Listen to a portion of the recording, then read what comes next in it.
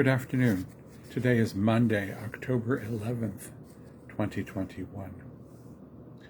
I'd like to take a few minutes to tell you the story of a remarkable man whom you probably have heard of but not thought about for a long time. His given name was Angelo Giuseppe Roncalli. He really was a very common fellow. His personal gifts and weaknesses were ones that you or I might possess. He did well in school, but he was no star. He did not own big houses or have a stunning physique. He was not one of the world's great musicians. He was not a leading theologian of his day, and he always struggled to keep his weight under control. His worldview resulted from being raised in a large farm family, hard-working but quite average. He sounds like any one of us, doesn't he? And yet he is a saint.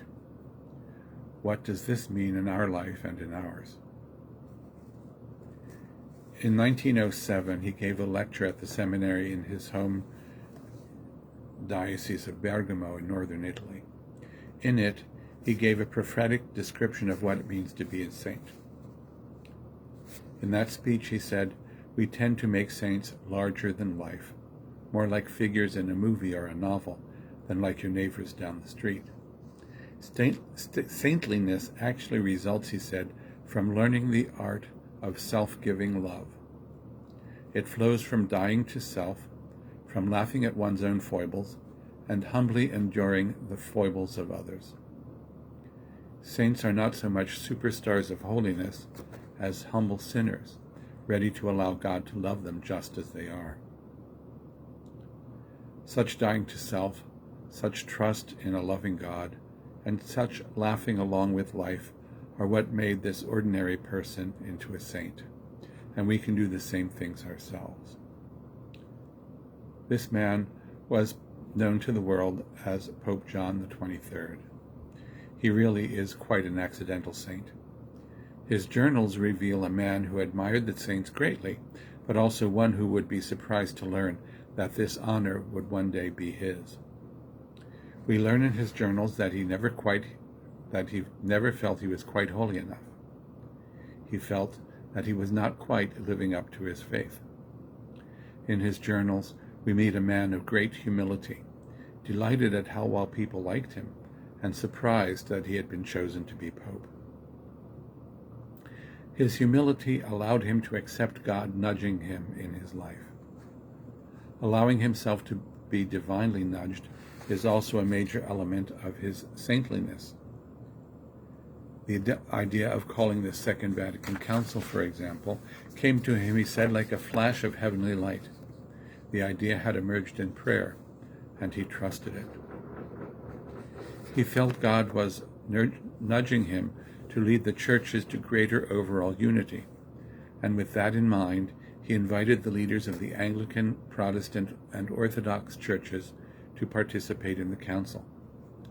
They came because they sensed the love with which they had been invited.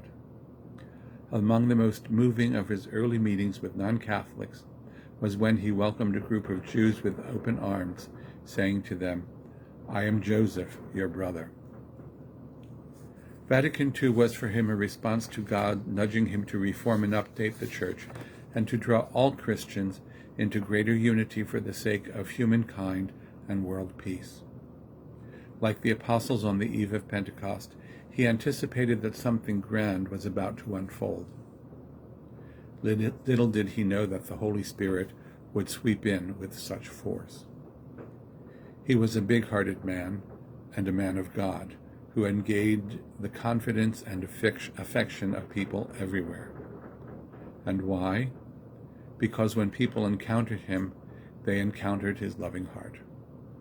His eyes twinkled with happiness, his focus never left his visitors, and his lips offered only affirmation and affection. He was noted for his common touch and infectious humor.